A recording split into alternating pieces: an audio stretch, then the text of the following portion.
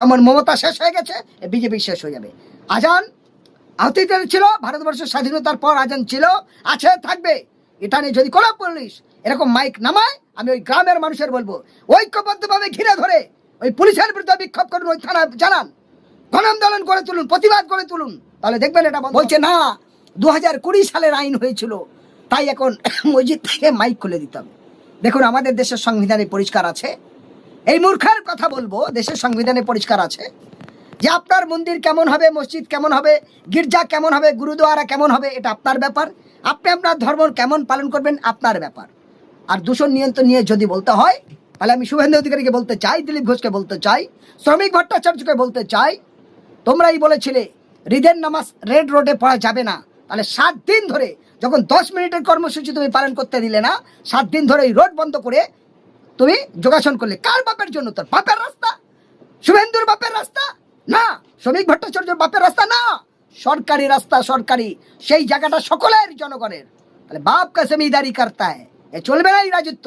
মানুষ, বাংলার মানুষের বলবো, জাত ধর্ম বিসর্জন দেবে, শিক্ষা, স্বাস্থ্য, কর্মস্থান, দেশের সম্প্রীতি, দেশের ঐক্যের জন্য এই অধম নেতা, লুটেল নেতার বিরুদ্ধে রুখে দাঁড়ান। যেমন মমতা শেষ হয়ে গেছে, বিজেপি শেষ হয়ে যাবে।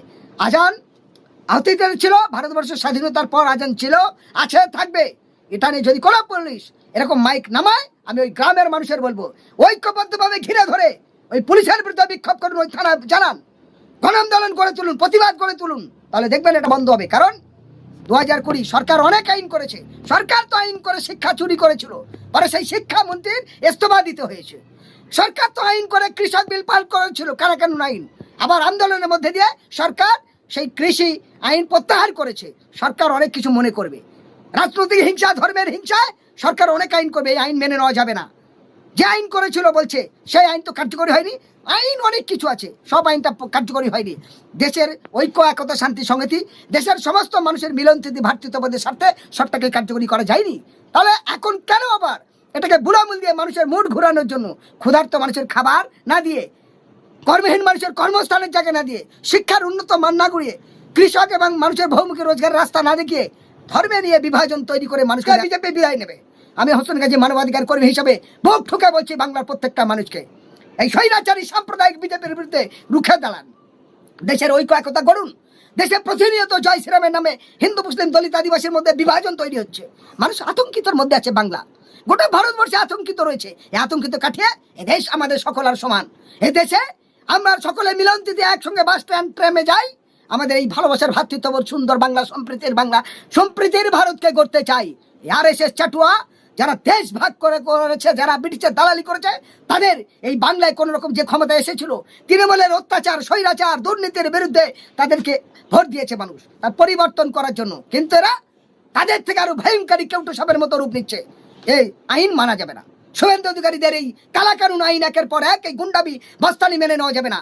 তারা নিজেরা গুন্ডা দমন, বিলালচের গুন্ডাগিরি করছে, এটা মেনে নেওয়া যাবে না। তাই আমি বাংলার সর্বস্তরের মানুষের কাছে বলবো, জাতি, ধর্ম, বর্ণ নির্বিশেষে মানুষের কাছে বলবো, আজান নিয়ে, মন্দির মসজিদ নিয়ে যে বিভাজন তৈরি করছে, এটা রাজনৈতিক দলের কাজ নয়।